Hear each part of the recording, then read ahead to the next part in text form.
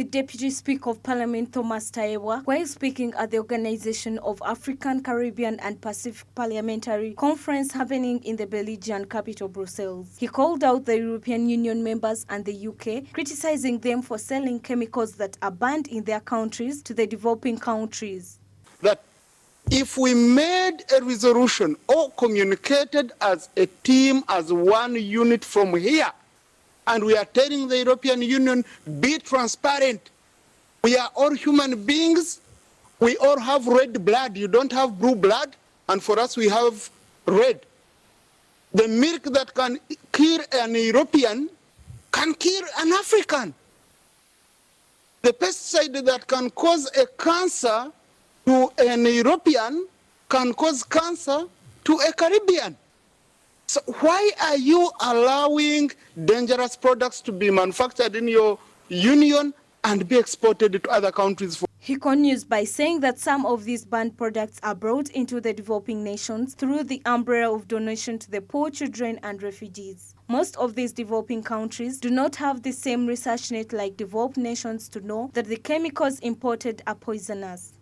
Some of this milk comes in form of donations to poor countries, to poor children, to refugees, and it's coming from the European Union, what they cannot take. If you send it a refugee, someone who has nothing to eat, nothing to drink, how will you tell them about sovereignty? As they say, ignorance is the worst disease. David Chomukama, the Permanent Secretary of Ministry of Agriculture, has urged Ugandans to be cautious when dealing with chemicals. He has emphasized that one should not practice agriculture without the proper knowledge, because in doing that we are killing ourselves by using chemicals we don't understand. He further advises that not all animal and plant disease symptoms should be treated. Eating antibiotics in most of the meat and eating pesticides in most of the plants that we are eating. I haven't heard anybody talk about it so much. It's a terrible thing.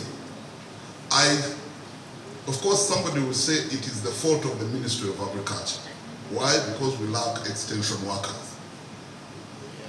Why? Because we don't enforce standards and qualities. Why? Because everybody, unfortunately, everybody in Uganda thinks that because animals and plants don't speak, they can treat them. So, I would say yes to some extent, but I would also say no.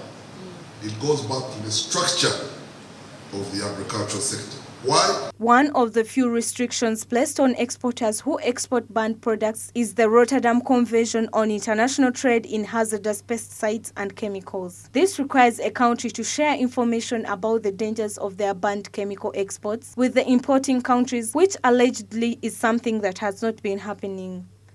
Bronya Katsime, Smart 24 TV, Business Today. We can have the maximum